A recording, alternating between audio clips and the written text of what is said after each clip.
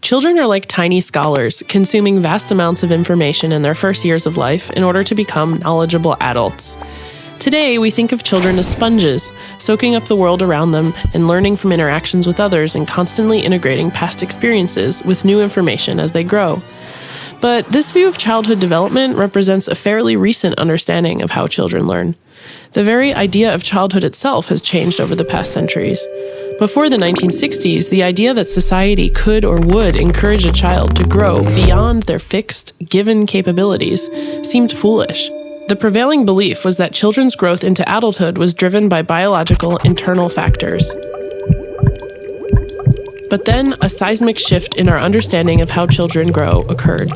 A new paradigm was slowly building in many behavioral and social sciences, educational research, and psychology, all converging in the 1960s into a new theory: the environment of children affects their behavior.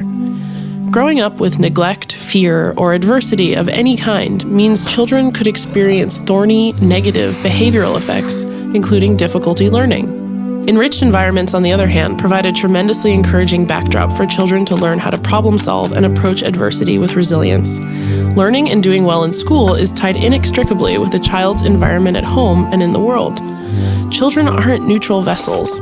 They're actually sponges.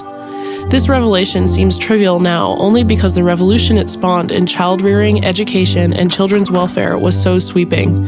In many countries, this period of time demarcated dramatic changes in state policies around harm and poverty reduction for young children.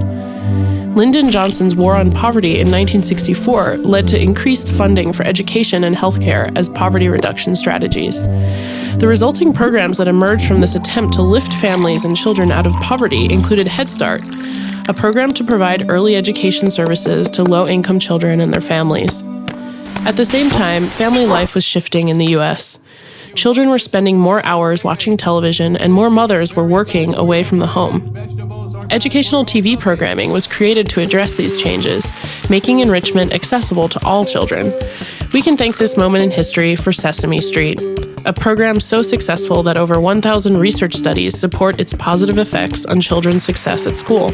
Fred Rogers, the beloved host of Mr. Rogers' Neighborhood, foretold the difficulty that children's enrichment programs would face when he went before Congress in 1969 to defend public television from cuts proposed by Nixon. Since the 1960s, our understanding of children and their environment has changed. The socioeconomic and educational disparity many children face has increased in complexity, and these challenges will require more complicated interventions than ever before.